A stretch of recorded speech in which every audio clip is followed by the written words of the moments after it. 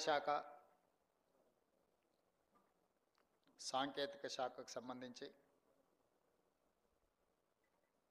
ప్రభుత్వ జూనియర్ కళాశాల లెక్చరర్సు అదేవిధంగా పాలిటెక్నిక్ లెక్చరర్స్ నియామకాల కార్యక్రమాన్ని రవీంద్ర భారతిలో ఏర్పాటు చేసి సహచార మంత్రివర్గ సభ్యులు మిత్రులు పొన్నం ప్రభాకర్ గారు, తెలంగాణ రాష్ట్ర ప్రభుత్వ ప్రత్యేక సలహాదారులు పెద్దలు కేశవరావు గారు, హైదరాబాద్ నగర మేయర్ గద్వాల విజయలక్ష్మి గారు, శాసనమండలి సభ్యులు బల్మూర్ వెంకట్ గారు, ఎంఐఎం శాసనమండలి సభ్యులు శాసనసభ్యులు శ్రీహరి గారు, చీఫ్ సెక్రటరీ గారు, ఉన్నత విద్యాశాఖ అధికారులు, ఈరోజు నూతనంగా ప్రభుత్వ ఉద్యోగాలలో ఇది ఉద్యోగం కాదు, ఇది ఒక భావోద్వేగము. ఈ భావోద్వేగానికి గత 12 సంవత్సరాల నుంచి ఎక్కడ శాశ్వత పరిష్కారం దొరకగా ఆందోళనలో ఉన్న 1532 మంది ఈరోజు బాధ్యతలకు రాబోతున్న మీకు అందరికి కూడా మనస్ఫూర్తిగా అభినందనలు తెలియజేస్తాను.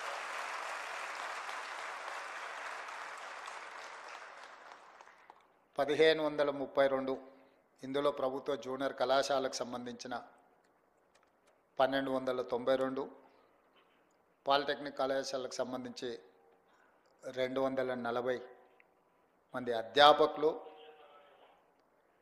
తెలంగాణ యొక్క భవిష్యత్తును, తెలంగాణ విద్యార్థుల యొక్క భవిష్యత్తును, తెలంగాణ రాష్ట్ర పునర్నిర్మాణాన్ని వేగంగా బలిష్టంగా మిగతా రాష్ట్రాల కంటే ముందు బాగానే నిలబడి అభివృద్ధి పదం వైపు నడిపించడానికి మీరందరూ కంకణబద్ధులై ఈరోజు రవీంద్ర భారతిలో సమావేశమై ఒక దీక్ష, ఒక ప్రతిజ్ఞ తీసుకుంటున్నందుకు మనస్ఫూర్తిగా మిమ్మల్ని అందరినీ అభినందిస్తున్నా.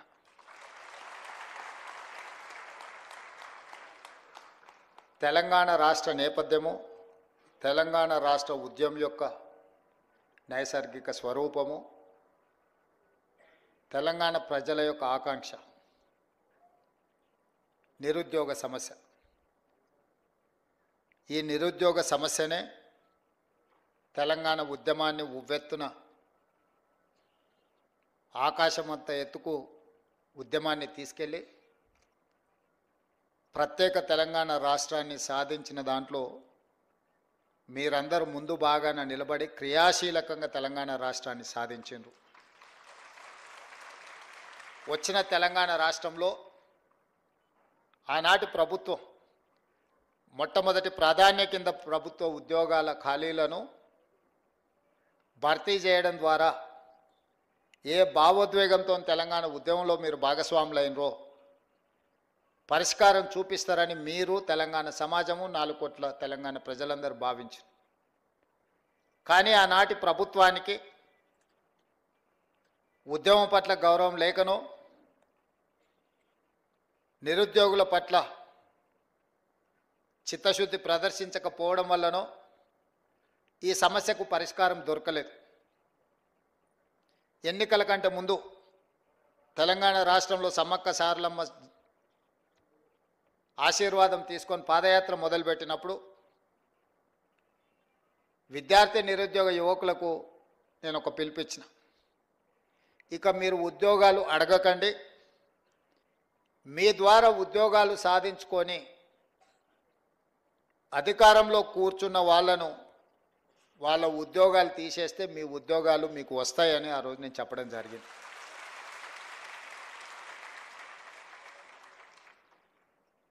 మీరు ఆత్మవిశ్వాసంతో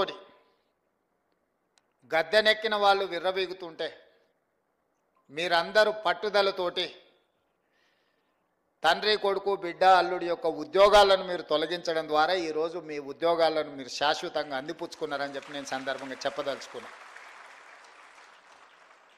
ఈ ప్రభుత్వ ఏర్పాటులో మీ కృషి ఉన్నది. ఈ ప్రభుత్వ ఏర్పాటులో మీ పట్టుదల ఉన్నది. ఈ ప్రభుత్వం కూడా అంతే పట్టుదలతోటి న్యాయస్థానాలలో సంవత్సరాల కొద్దిగా కేసులు వాయిదా పడుతూ మీ సమస్యలకు శాశ్వత పరిష్కారం చూపించకుండా ప్రభుత్వం సాగదీస్తున్న సందర్భంలో గతంలో దాదాపుగా చీఫ్ సెక్రటరీ గారు చెప్తున్నారు, మీ యొక్క నోటిఫికేషన్స్ కానీ మీ పరీక్షలు కానీ 12 సంవత్సరాల నుంచి వాయిదా పడుతున్న సమస్య. ఈరోజు ఇక్కడ ఉన్నవాళ్ళు 12 సంవత్సరాలు అంటే 22 ఏళ్ళకో 23 ఏళ్ళకో 24 ఏళ్ళ యుక్త వయసులో మీరందరూ పోటీ పరీక్షలు రాసి ఇందులో ఉద్యోగాన్ని సాధించి జీవితంలో స్థిరపడి మీ తల్లిదండ్రులను ఆదుకొని మీ కన్న తల్లిదండ్రులకే కాదు మీరు పెరిగిన ఊరికి ప్రాంతానికి మంచి పేరు ప్రతిష్ట తేవాలని మీరు ప్రయత్నం చేశారు.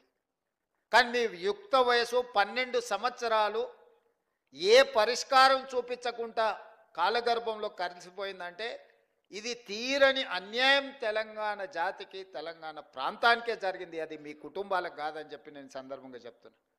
23-24 ఏళ్ళ వయసులో ప్రభుత్వ ఉద్యోగాలకు రావాల్సిన మీరు 35-36 ఏళ్ళ వయసులో వచ్చిరంటే 12 సంవత్సరాలు వృధాగా మీ కాలగర్భంలో కలిసిపోయింది అని అంటే ఒక మనిషి జీవితంలో ఎంత కోల్పోయినట్టో మీ ఉదాహరణనే తెలంగాణ సమాజం అర్థం చేసుకోవాలి.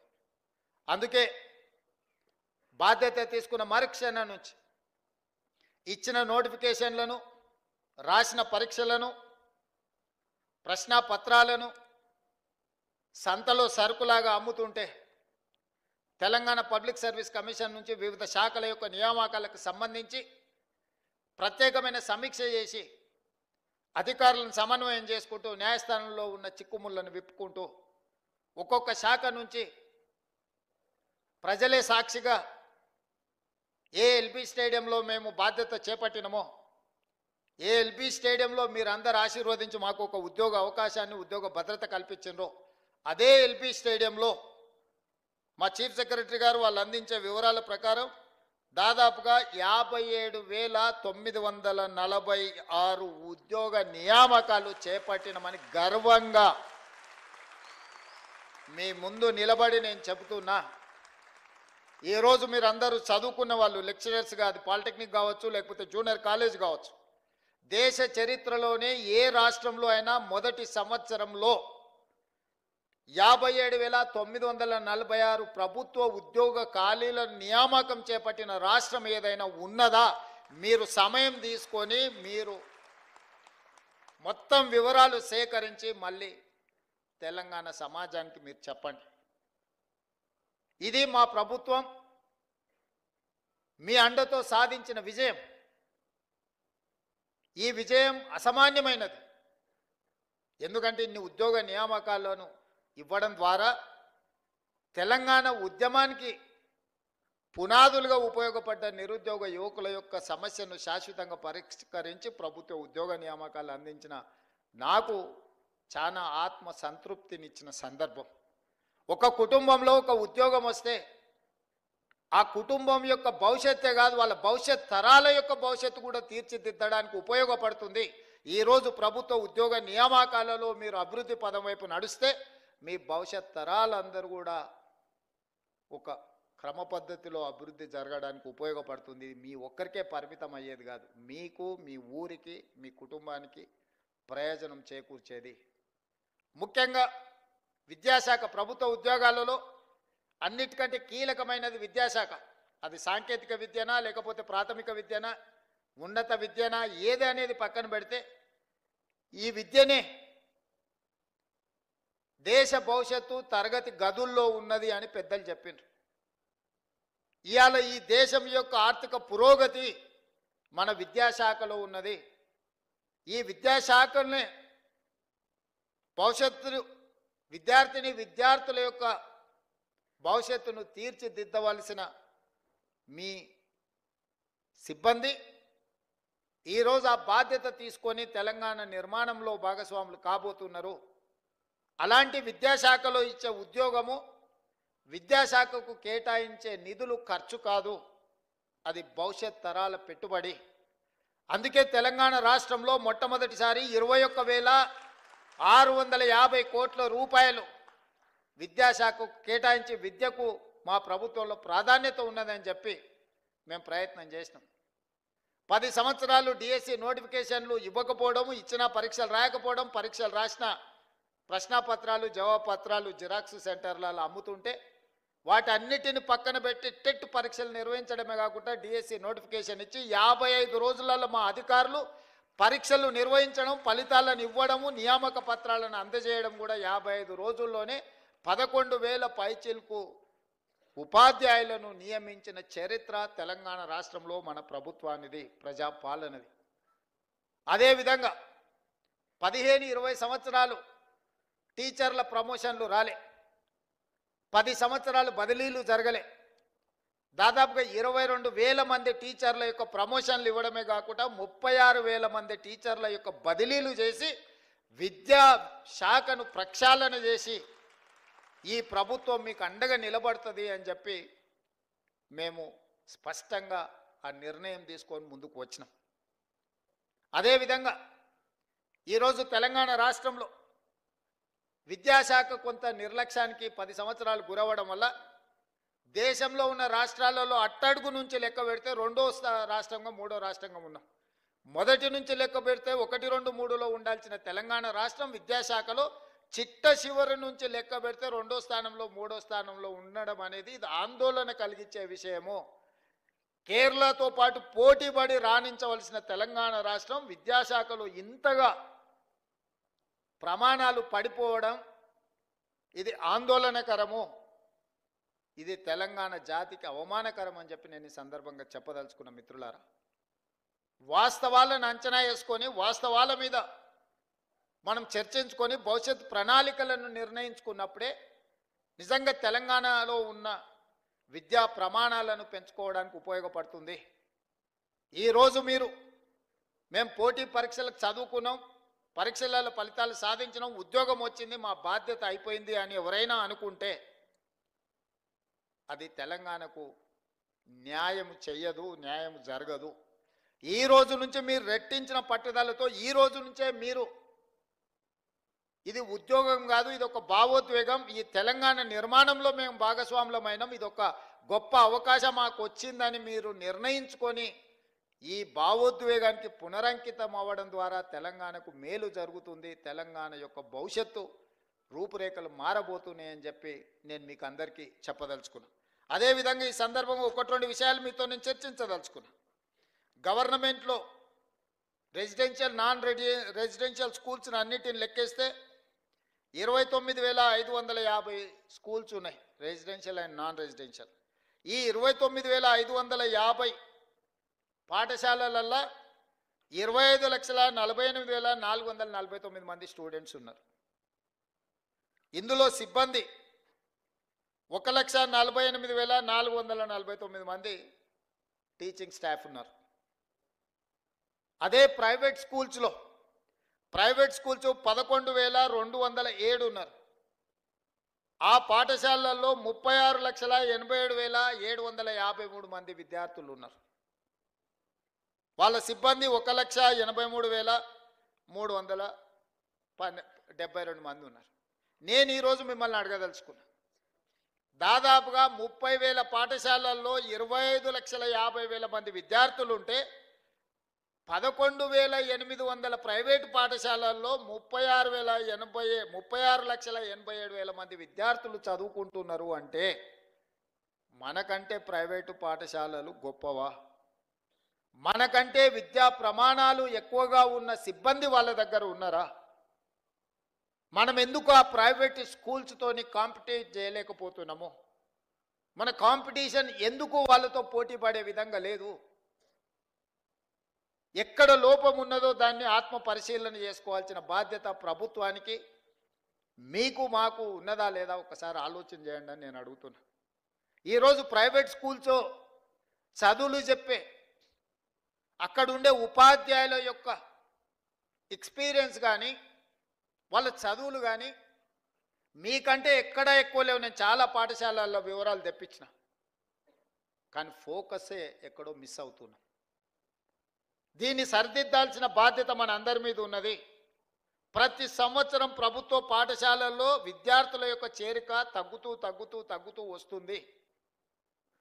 విద్యా ప్రమాణాలు పడిపోతున్నాయి. ఇది ఆందోళన కలిగించే స్థాయికి చేరుకున్నాము. విద్యా ప్రమాణాలను పెంచడమే కాదు, విద్య ప్రభుత్వ కేటాయిస్తున్న నిధుల్ని మీరు లెక్కేయండి. ఈరోజు రెసిడెన్షియల్ స్కూల్స్లో నాకు తెలిసి ఒక్కొక్క విద్యార్థి మీద 40,000 ఖర్చు పెడితే రెగ్యులర్ డే స్కూల్స్లో 80,000 నుంచి 90,000 ప్రతి సంవత్సరం ఖర్చు పెడుతున్నాం మనం. ప్రభుత్వ పాఠశాలలో నెలకు 2,000 ఫీజు పెట్టినా కూడా 24,000-25,000 ఖర్చు పెడుతున్నారు తల్లిదండ్రులు కానీ పిల్లలు కానీ. నెలకు 2,000-3,000 స్కూల్ ఫీజు కడితే కూడా ప్రైవేటు స్కూళ్ళల్లో చదువుకునే విద్యార్థుల మీద పెడుతున్న ఖర్చు 25,000-30,000 ఉంటే ప్రభుత్వంలో చదువుకుంటున్న స్కూళ్ళలో 80 నుంచి ₹1,00,000 ఖర్చు అవుతుంది. 80,000 నుంచి ₹1,00,000 వరకు ఖర్చు అవుతున్న దాంట్లో ప్రధానమైన ఖర్చు అధ్యాపకుల యొక్క జీతభత్యాలు. ఇంత ఖర్చు పెట్టి మనము ఇది ఖర్చు కాదు, ఇది భవిష్యత్తు పెట్టుబడి అని ప్రభుత్వం భావిస్తుంది. ఇట్లాంటి పెట్టుబడి పెట్టి మనం ఫలితాలు సాధించుకోకపోతే ఇది మనందరం కూడా కలిసి కూర్చొని, నేను మీ అందరి మీద నెపం నెట్టదలుచుకోలే, ప్రభుత్వం వైపు నుంచి కూడా మీకు డైరెక్షన్ కావాలి. లీడర్ అనే వాళ్ళు లీడ్ చేసినప్పుడే మీరందరూ ఆ మార్గంలో నడుస్తారు. లీడరే డైరెక్షన్ లెస్కుంటే మీరు కూడా ఎక్కడికి వెళ్ళాలో మీకు గమ్యం తోయదు. డైరెక్షన్ లెస్ లీడర్గా నేను ఉండదలుచుకోలేదు. I wanted to lead my state. I wanted to develop my state. I wanted to improve my infrastructure. I wanted to take a better policy. Stanford, ఆక్స్ఫర్డ్లో చెప్పేటోళ్ళు ఏం గొప్పోళ్ళు కాదు. మన వాళ్ళే అక్కడికి వెళ్ళి అమెరికాలో మనోళ్ళు చదువులు చెప్తున్నారు. మన పిల్లలే అక్కడికి వెళ్ళి చదువుకుంటున్నారు. మీ దగ్గర నేర్చుకున్న వాళ్ళే చదువుకుంటారు. మేమందరం కూడా గవర్నమెంట్ స్కూళ్ళలోనే చదువుకున్నా. తెలిసి కేశవరావు గారైనా, నేనైనా, పొన్నం ప్రభాకర్ గారైనా, నాకు తెలిసి శాంతకుమారి గారైనా, అప్పట్లో ప్రైవేట్ స్కూల్స్ కూడా లేకపోయిండొచ్చు, ఐఏఎస్లు అయినా చాలామంది కూడా గవర్నమెంట్ స్కూళ్ళలోనే చదువుకొని వచ్చినాం. ఈరోజు ఈ రాష్ట్రాన్ని, దేశాన్ని నడిపించే శక్తి ప్రభుత్వ పాఠశాలల్లో చదువుకున్న మాకున్నప్పుడు రేపటి భవిష్యత్ తరాలకు మనం ఎందుకు ఆ కాన్ఫిడెన్స్ ఇవ్వలేకపోతున్నాం? ఎందుకు తల్లిదండ్రులు మన స్కూళ్ళకు రాలేకపోతున్నారు? ఎందుకు ఈ ప్రభుత్వాన్ని విశ్వసించడం లేదు? ఎందుకు ఈ ప్రభుత్వ పాఠశాలల్లో విద్యార్థులు చేరడం లేదు? ఈ మూలాలను మనం చర్చించుకోవాల్సిన అవసరం ఉంది. మూలాల మీద పరిశోధన చేసుకోవాల్సిన అవసరం ఉంది. పరిశోధన చేయడం ద్వారా వాటిని సరిదిద్దుకోవాల్సిన బాధ్యత మన అందరి మీద ఉన్నది. మనందరం కలిసికట్టుగా నడుం బిగిస్తే ఇదేం పెద్ద సమస్య కాదు. ఈరోజు young India integrated residential schools, గతంలో SC, ST, BC, minority residential schools ఇచ్చినామన్నారు. జీవోలు ఇచ్చిండ్రు, సంతోషం. అడ్మినిస్ట్రేటివ్ శాంక్షన్ ఇచ్చిండ్రు, సంతోషం. ఎక్కడైనా ఎస్సీ, ఎస్టీ, బీసీ, మైనారిటీ స్కూల్స్కి ఎక్కడైనా బిల్డింగులు కట్టినరా? ఎక్కడైనా వాళ్ళకి ఏమన్నా కనీస మౌలిక వసతులు ఉన్నాయా? మూసేసిన పోల్ట్రీ ఫామ్లలోనో లేకపోతే 4 గదులు ఎక్కడైనా కొన్ని రాజకీయ పార్టీల లీడర్లు కట్టుకున్న దాంట్లో కిరాయికి పెట్టించి ఆ పిల్లల భవిష్యత్తును అంతా సర్వనాశనం చేసిండ్రు.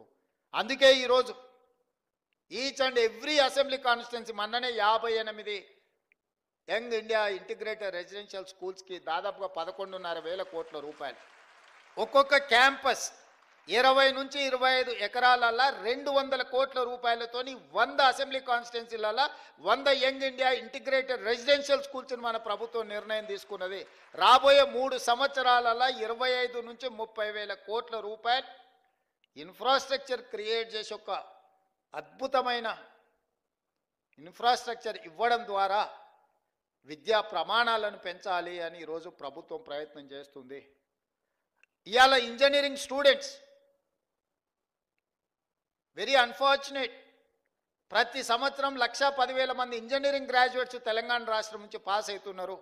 అందులో 10% కూడా ఉద్యోగాలు వస్తలేవు. దాదాపుగా 1,00,000 మంది ఇంజనీరింగ్ గ్రాడ్యుయేట్స్ ఉద్యోగాలు దొరకక ఊరికి వెళ్తే తల్లిదండ్రులకు భారం అవుతామని, నగరంలో చదువుకున్న చదువు కాబట్టి ఇతర ఉద్యోగాలు చేయలేక కుటుంబాలు క్షోభను అనుభవిస్తున్నాయి. చాలామంది నా దగ్గరకు వస్తారు, సార్ మా పిల్లవాడు ఇంజనీరింగ్ చదువుతున్నాడు, ఏదైనా ఉద్యోగం చూడు సార్, నువ్వు ముఖ్యమంత్రి కదా, నా కొడంగల్ నియోజకవర్గం నుంచి వస్తారు. ఏంద్రా అంటే కంప్యూటర్ సైన్స్ చదువుకున్నా అంటాడు. దాంట్లో ఎవరి దగ్గర కన్నా ఉద్యోగానికి మావాడినట్టు వాడు ఇంటర్వ్యూ పోతే బేసిక్స్ కూడా లేదు. ఇతర సాంప్రదాయకబద్ధమైన ఇంజనీరింగ్ చదవడం లేదు, సివిల్, మెకానికల్, ఎలక్ట్రికల్. ప్రతి వాళ్ళు కంప్యూటర్ సైన్స్ చదువుకోవాలి, అమెరికాకి వెళ్ళాలి, డాలర్లు సంపాదించాలి, కుటుంబాన్ని పోషించాలి అనే ఒక పట్టుదల లక్ష్యం బాగానే ఉంది. ఎంతమందికి కంప్యూటర్ సైన్స్లో ఉద్యోగాలు వస్తాయి? ఎంతమంది అమెరికాకు పోగలుగుతారు? ఎంతమంది నిజంగా అంత సాంకేతిక నైపుణ్యాన్ని సాధిస్తున్నారు? అందుకే ఈరోజు సర్టిఫికెట్ ఉండడం వేరు, సాంకేతిక నైపుణ్యం ఉండడం వేరు, ఉద్యోగ అవకాశాలను అందిపుచ్చుకోవడం వేరు. వీటన్నిటిని గమనించి యంగ్ ఇండియా స్కిల్స్ యూనివర్సిటీ అని ఈ దేశంలోనే మొట్టమొదటిసారి పబ్లిక్ ప్రైవేట్ పార్ట్నర్షిప్లో యంగ్ ఇండియా స్కిల్స్ యూనివర్సిటీని సాంకేతిక నైపుణ్యాన్ని పెంపొందించే విధంగా మల్టీనేషనల్ కంపెనీలు, లిజెండ్స్ ఇన్ కార్పొరేట్ సెక్టర్ వాళ్ళనే బోర్డ్ ఆఫ్ డైరెక్టర్స్గా తీసుకున్నాం. ఈరోజు యంగ్ ఇండియా మన స్కిల్స్ యూనివర్సిటీకి చైర్పర్సన్ వచ్చి Mahindra group of companies, Anand Mahindra అంటే మహేంద్ర కార్లు మనం చూస్తున్నాం కదా, అంత సక్సెస్ స్టోరీ ఉన్న వ్యక్తిని మన ప్రభుత్వం ప్రారంభించిన యూనివర్సిటీకి చైర్పర్సన్గా నియమించిన బోర్డ్ ఆఫ్ డైరెక్టర్స్గా రెడ్డి ల్యాబ్స్, అరబిందో, లేకపోతే Apollo hospitals, biggest corporate company success story ఉన్న వాళ్ళను ఎండీస్ని తీసుకొచ్చి మన government young India skills university board of డైరెక్టర్స్గా పెట్టి సిలబస్ వాళ్ళే తయారు చేస్తారు, విద్యార్థులను వాళ్ళే సెలెక్ట్ చేస్తారు, ట్రైనింగ్ వాళ్ళే ఇస్తారు, ట్రైనింగ్ ఇచ్చిన వాళ్ళందరినీ వాళ్ళే ఉద్యోగాలు ఇస్తారు. ప్రభుత్వం ఫెసిలిటేటర్గా మాత్రమే ఉంటుంది, ప్రభుత్వం పాత్ర లేదు. 60 ఎకరాలు ఇప్పుడు ఫ్యూచర్ సిటీలో ఇచ్చి దాదాపుగా వాళ్లకు ఈరోజు 20 లక్షల స్క్వేర్ ఫీట్లో యూనివర్సిటీ కట్టి 600 కోట్ల రూపాయల కార్పస్ ఫండ్, గవర్నమెంట్ పైసలు కాదు, కార్పొరేట్ కంపెనీల సిఎస్ఆర్ ఫండ్స్, కార్పస్ ఫండ్ అంటే ఆ యూనివర్సిటీ నడుపుకోవడానికి అవసరమైన నిధులను ఒక 600 కోట్ల రూపాయలు వాళ్ళ బ్యాంకులో పెట్టి ఆ విద్యార్థుల యొక్క భవిష్యత్తుకు ఆ నిధులు వాళ్ళు ఖర్చు పెట్టుకునే మొత్తం పవర్స్ అన్ని వాళ్ళకి ఇచ్చేసి ఈరోజు యంగ్ ఇండియా స్కిల్స్ యూనివర్సిటీని తెలంగాణ రాష్ట్రంలోనే దేశానికి ఆదర్శంగా ఉండే విధంగా ఈరోజు మనం నిర్ణయం తీసుకున్నాం. ఇవాళ చదువుకొని సర్టిఫికెట్ మనకు సరిపోదు. యువమిత్రులారా, నేను మీతో స్పష్టంగా చెప్పదలుచుకున్న, ప్రపంచంతో పోటీ పడాలి అంటే చదువుతో పాటు సాంకేతిక నైపుణ్యం ఉండాలి, సాంకేతిక నైపుణ్యంతో పాటు కమ్యూనికేట్ చేసే స్కిల్ ఉండాలి. కొందరు చాలా తెలివితేటలు ఉంటారు, రాయగలుగుతారు, కానీ ఇంటర్వ్యూకి వెళ్తే మాట్లాడడానికి నోట్లోకి వెళ్ళి మాట వెళ్ళదు. ఎదురుగున్న వాళ్ళని చూడంగానే వీళ్ళకు చేతులు చల్లగా అయిపోతాయి, ఏం అడగాలో, ఏం అడుగుతాడో, ఏం చెప్పాలో. ఆ ఎదురుగా అడిగేటోనికంటే వీడికి తెలివి ఎక్కువ ఉంటుంది, కానీ వీడు చెప్పడానికి సమయంలో ఇది రాదు. ఇట్లాంటి వాటిని అన్నిటిని మనం ఓవర్కమ్ కావాల్సిన అవసరం ఉన్నది. ఈరోజు ప్రపంచం అంతా మన వైపు చూస్తుంది. మరి ఆ ప్రపంచంతో పోటీ పడే విధంగా తెలంగాణ రాష్ట్రాన్ని తీర్చిదిద్దుకోవాలి. ఇదే కాదు, మన ఒలింపిక్స్ చూసిరు, ఒక గోల్డ్ మెడల్ అని వచ్చిందా భారతదేశానికి? ప్రపంచంలోనే అత్యధిక జనాభా, 140 కోట్ల జనాభా ఉన్న దేశం భారతదేశం. యువ సంపద, ప్రపంచంలో మనం మేధావులం అంటున్నాం, ప్రపంచానికే మనము ఐటీని, ఫార్మాని మనమే సరఫరా చేస్తున్నాం అంటున్నాం. ఈ గొప్పలు బాగానే ఉన్నాయి, కానీ గోల్డ్ మెడల్ ఎక్కడుంది? గోల్డ్ మెడల్ ఎక్కడుందని నేను అడుగుతున్నా. ఎందుకు ఈ దేశం, ఎందుకు మన యువత, మనందరం ఎందుకు ఆలోచన చేయలేకపోతున్నాం? ఇది మన దేశం కాదా? మనకు బాధ్యత లేదా? మనం బంగారు పథకాలు సాధించొద్దా? అంటే లీడర్స్కి ఫోకస్ లేకపోవడం వల్ల, లీడర్స్ ఇన్ఫ్రాస్ట్రక్చర్ క్రియేట్ చేయకపోవడం వల్ల, లీడర్స్ ఈ స్పోర్ట్స్ని ప్రాధాన్యత కింద తీసుకోకపోవడం వల్ల ఈ దేశానికి అన్యాయం జరుగుతుంది. అందుకే యంగ్ ఇండియా స్పోర్ట్స్ యూనివర్సిటీని, యంగ్ ఇండియా స్పోర్ట్స్ అకాడమీని మనం ఈరోజు ప్రారంభించుకున్నాము. ప్రపంచ దిగ్గజాలైన కార్పొరేట్ కంపెనీలను తీసుకొచ్చి అందులో భాగస్వాములను చేసినాము. సౌత్ కొరియన్ స్పోర్ట్స్ యూనివర్సిటీని సౌత్ కొరియా పోయినప్పుడు ఒక యూనివర్సిటీకి పోయినా, క్యాంపస్ ఎంత అంటే 30 ఎకరాలు. మన ఉస్మానియా యూనివర్సిటీ క్యాంపస్ కొన్ని 100 ఎకరాలు, కాకతీయ యూనివర్సిటీ క్యాంపస్ కొన్ని 100 ఎకరాలు, మన పాలమూరు యూనివర్సిటీ ఒక 300 ఎకరాలలో ఉన్నట్టుంది. 30 ఎకరాలు సౌత్ కొరియన్ స్పోర్ట్స్ యూనివర్సిటీకి నేను వెళ్తే ఒలింపిక్స్లో 32 పథకాలు వచ్చినాయి. 32లో 16 పథకాలు ఒక యూనివర్సిటీకి వచ్చినాయి. 16 పథకాలలో ఒక అమ్మాయిని నేను కలిసిన ఆర్చరీలో, ఆ అమ్మాయికి 3 గోల్డ్ మెడల్స్ వచ్చినాయి. ఒకే ఒక అమ్మాయి ఒలింపిక్స్లో 3 గోల్డ్ మెడల్స్ సంపాదించింది. I was surprise. ఒక అమ్మాయి 3 ఒలింపిక్స్లో గోల్డ్ మెడల్ సంపాదించిన అమ్మాయి ఆ యూనివర్సిటీ స్టూడెంట్ సాదాసీదాగా వచ్చి కలిసింది. ఒక అమ్మాయి చిన్న పాపులేషన్ ఉన్న సౌత్ కొరియాలో 3 గోల్డ్ మెడల్, 32 మెడల్స్ సాధిస్తే 140 కోట్ల జనాభా ఉన్న మనం ఒక్కటి కూడా సాధించలేదంటే మనం ఆత్మ పరిశీలన చేసుకోవాల్సిన అవసరం ఉందా లేదా ఆలోచన చేయండి మిత్రులారా. అందుకే ఈరోజు చదువుతో పాటు క్రీడలకు కూడా ప్రాధాన్యత ఇవ్వాలని క్రికెట్లో వరల్డ్ కప్ సాధించిన సిరాజుద్దీన్ మన హైదరాబాద్ యువ క్రికెటర్ని, అతను చదువుకున్నది ఇంటర్మీడియటే. అతనికి ఉద్యోగాలు ఇవ్వాలంటే నిబంధన అడ్డం వచ్చింది. క్యాబినెట్లో పెట్టి నిబంధనను సవరించి గ్రూప్ 1 డిఎస్పీ జాబ్ సిరాజుద్దీన్కి ఇచ్చిన నేను. నిఖత్ జరీన్ బాక్సింగ్లో నిజామాబాద్ ఒక అత్యంత poorest of the poor minority family girl బాక్సింగ్లో రాణిస్తే ఆ అమ్మాయిని నిఖత్ జరీన్ 2 కోట్ల రూపాయల నగదు ఇవ్వడమే కాకుండా గ్రూప్ 1 జాబ్ డిఎస్పీ జాబ్ ఆ అమ్మాయికి ఇచ్చిన. దీప్తి అని పారా ఒలింపిక్స్లో కాంస్య పథకం సాధించింది వరంగల్ అమ్మాయి. ఆ అమ్మాయికి గ్రూప్ 2 జాబ్ ఇవ్వడమే కాకుండా వరంగల్లో ఇల్లు ప్లాట్ ఇవ్వడమే కాకుండా 25 లక్షల రూపాయల క్యాష్ రివార్డు కూడా ఇచ్చిన. ఇవన్నీ కూడా నేను ఎందుకు మీతో పంచుకుంటున్నానంటే చదువుతో పాటు క్రీడలలో రాణించాలి. క్రీడలు దేశం యొక్క ప్రతిష్టను పెంపొందిస్తాయి. మొన్న నేను ప్రధానమంత్రి గారిని కలిసినప్పుడు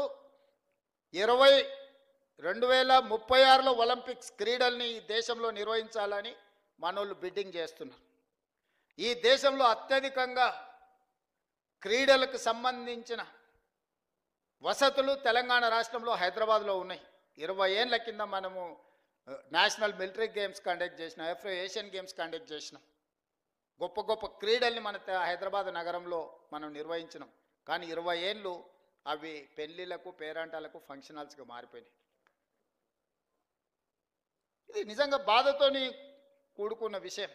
అందుకే నేను వస్తానే సింగిల్ ఆర్డర్ ఇచ్చిన, స్పోర్ట్స్కు తప్ప గేమ్స్కు తప్ప అవి ఎవరికి ఇవ్వద్దు. ఎవడున్నా ముఖ్యమంత్రి ఇంట్లో శుభకార్యం ఉన్నా అవి మాత్రం ఇవ్వడానికి వీల్లేదని ఒక ఆర్డర్ ఇచ్చి వాటిని అన్నిటినీ రివైవ్ చేసి రిపేర్స్ చేసి నేషనల్ ఫుట్బాల్ ఛాంపియన్షిప్ నుంచి రెగ్యులర్గా క్రీడల్ని అక్కడ నిర్వహించే కార్యక్రమాన్ని ఇచ్చిన.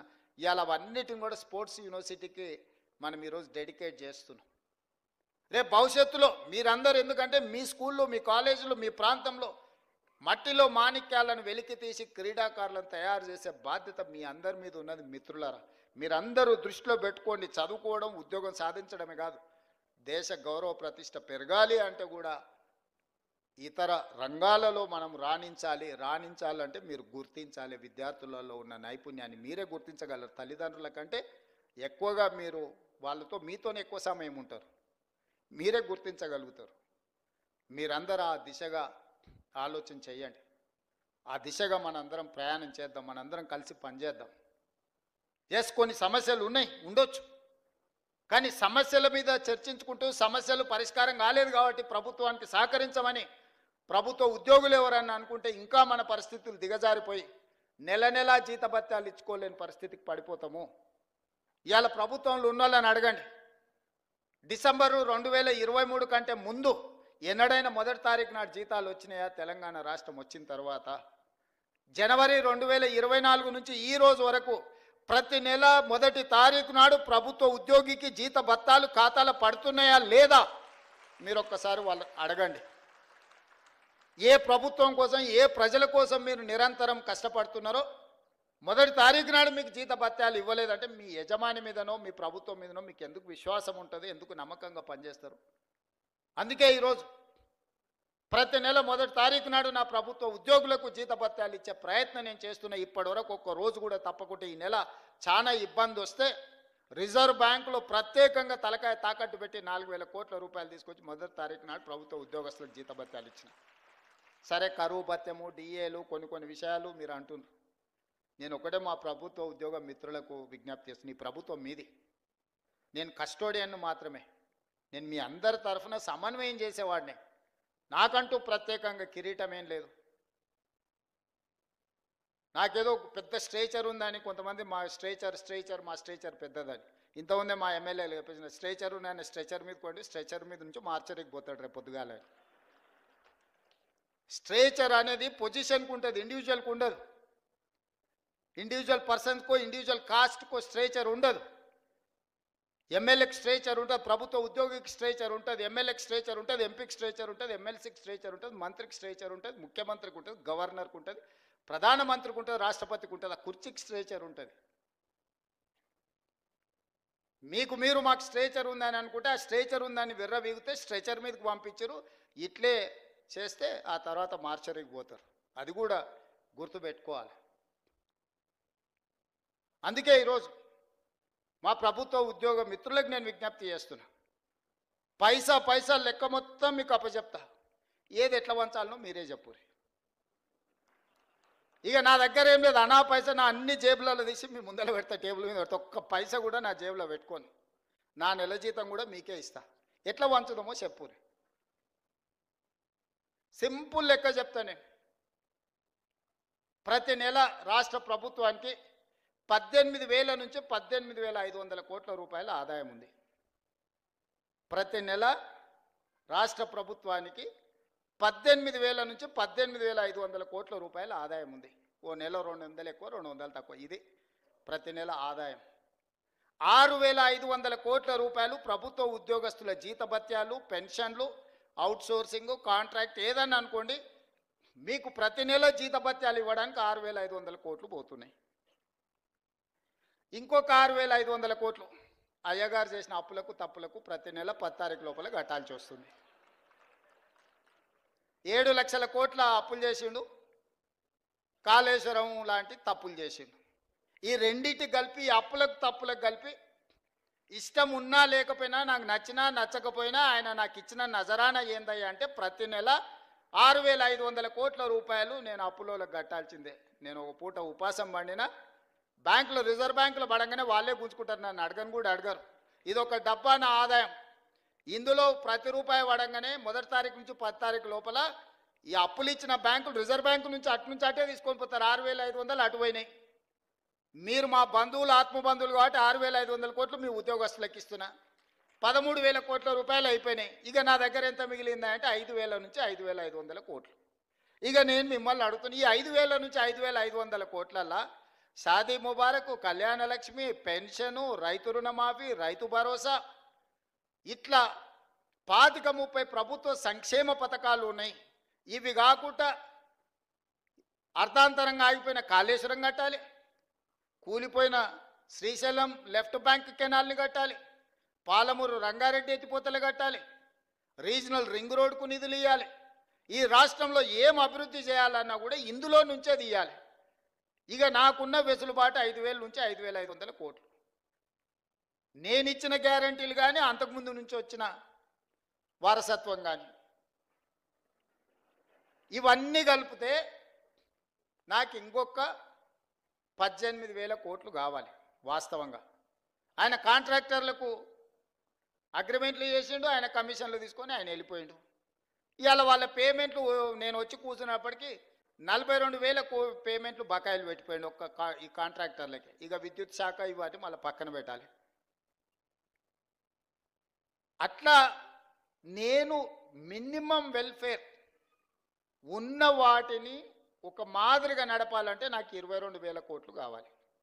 22,000 కోట్లు నాకు వస్తే ఇప్పుడున్న కమిట్మెంట్స్ ఏదైతే వెల్ఫేర్లో ఇప్పుడు నేను చెప్పిన రైతు భరోసా కావచ్చు, లేకపోతే ఆర్టీసీ బస్సు కావచ్చు, లేకపోతే ఉచిత కరెంటు కావచ్చు, ఇంటికి సిలిండర్ కావచ్చు, రాజీవ్ ఆరోగ్యశ్రీ, ఇట్లా ఇవన్నీ కలిపితే 22,000 కావాలి. 22,000 అంటే 13,000 ఇవి తీసేస్తే 9,000 కోట్లు ఉంటే నేను ఇవన్నీ సమన్వయం చేయగలుగుతా 15 తారీఖు లోపల. ఇంకొక 8,000 కోట్లు ఉంటే ఈయన కాంట్రాక్టర్లకు పెట్టిపోయిన అప్పులకు బిల్లులు కట్టాలి. ఆ బిల్లులు పక్కన పెట్టినా కూడా 9,000 కావాలి. 9,000కు నాకు 5,500 ఉన్నాయి.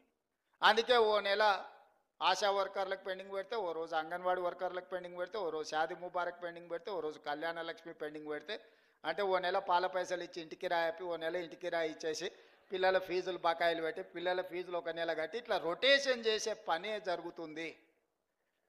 ఇవన్నీ నేను చెప్తా, రాష్ట్రం దివాలా తీసిందని బయటికి చెప్తావా నువ్వు అంటాడు.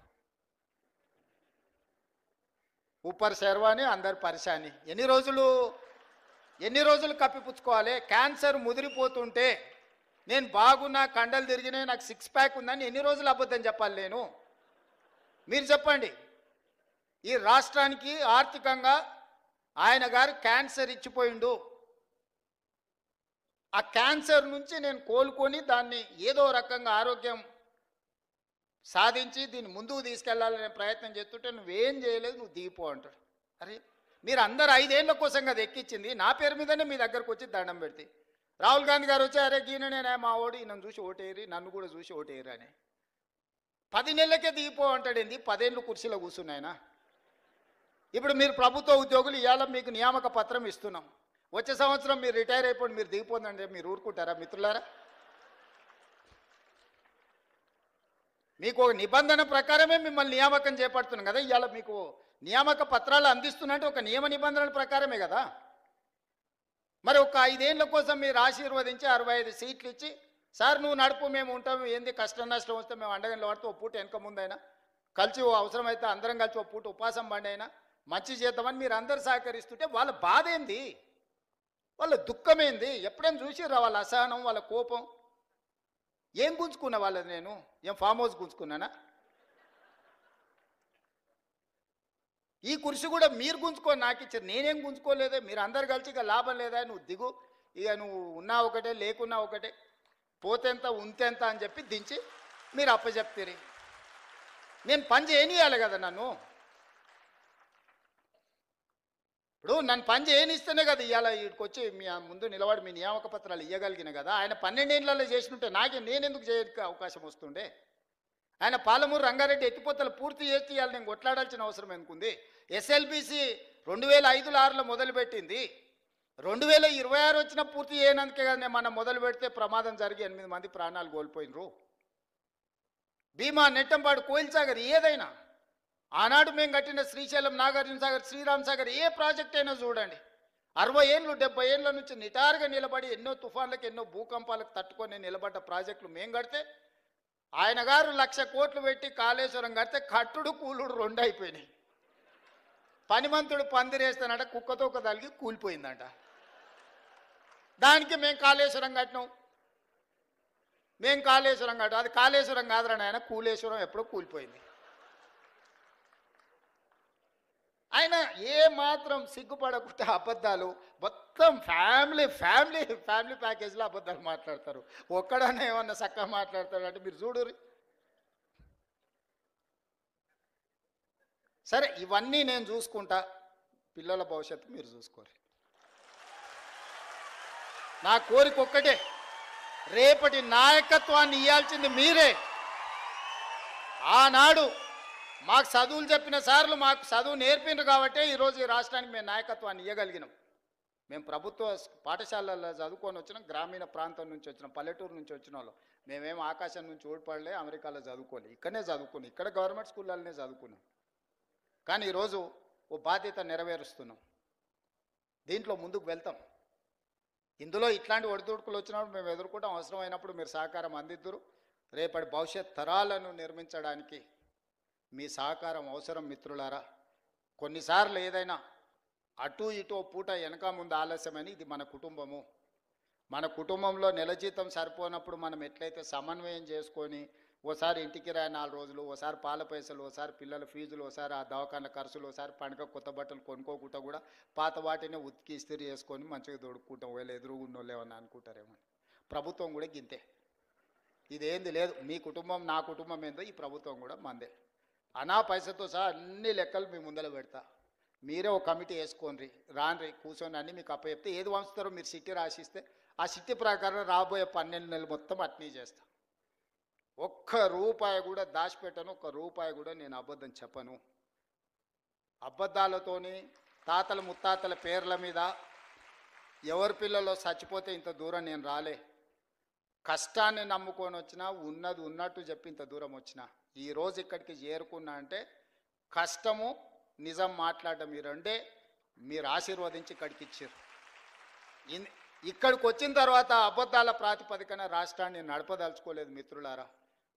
కష్టమైన నష్టమైన మీకు చెప్పి, మీకు వివరించి, మీ అనుమతి తీసుకొని ఏం చేయమంటే అది నేను చేస్తా. నాకేం చేసేది ఉంది? ఒక్క రూపాయి కూడా ఇంటికి తీసుకెళ్ళాను. నేను చెప్తున్నా, నాకు ఏంది లేదు, ఒక బిడ్డ ఉన్నది, పెళ్ళైంది, వాళ్ళు మంచిగా ఉన్నారు, నాకు వయసు ఉంది, కాళ్ళు చేతులు బాగున్నాయి, ఓపిక ఉంది. 20 ఏళ్ళు ఈ తెలంగాణ సమాజ నిర్మాణం కోసం నేను పనిచేస్తా. మీరు అందగా నిలబడుండ్రి. వచ్చినోళ్ళే కాదు ఉన్నోళ్ళకు కూడా చెప్పుండ్రి, ఇది మన ప్రభుత్వం, దీన్ని రక్షించుకోవాల్సిన బాధ్యత మన మీద ఉంది. మిమ్మల్ని ఎమోషనల్గా డ్రైవ్ చేసి నిన్న మన సర్పంచ్లను కొంతమంది ధర్నా అన్నారు, మా బిల్లులు రాలేదన్నారు. ఎప్పటివా అని అడిగిన, 3 ఏళ్ళ కింది సార్ అన్నారు. 3 ఏళ్ళ కింది వాడు ఉండేనా? వాళ్ళ గురువు గారే ఉండే కదా. వాళ్ళ గురువు గారు నిండా ముంచిపోతే నేను ఒకటొకటి కట్టుకుంటూ వస్తున్నా. సర్పంచ్లకు బిల్లులు ఇవ్వాలి కదా ఆయన అంటాడు. తాటి చెట్టు లెక్క పెరిగింది కానీ అవగిందంత అవగాహన కూడా లేదు. ఆయననే కదా ఆర్థిక మంత్రి ఉన్నది, ఆయన ఇస్తా అంటే నేను వద్దన్నానా? అంటే ఇట్లాంటివి సమయానుకూలంగా ప్రజలు మర్చిపోతారు అనుకొని మనల్ని భ్రమలలో పెట్టి ఏదైతే చేయాలనుకుంటుందో అది కుదరదు, అది అట్లా మంచిది కాదు. జాగ్రత్తగా మన అందరం కలిసి ముందుకు వెళ్దాం, ఈ రాష్ట్రాన్ని కాపాడుకుందాం, ఈ రాష్ట్రాన్ని దేశానికి ఆదర్శంగా తీర్చిదిద్దుదామని తెలియజేస్తూ మీ అందరి దగ్గర సెలవు తీసుకుంటున్నా. ధన్యవాదాలు మిత్రులారా.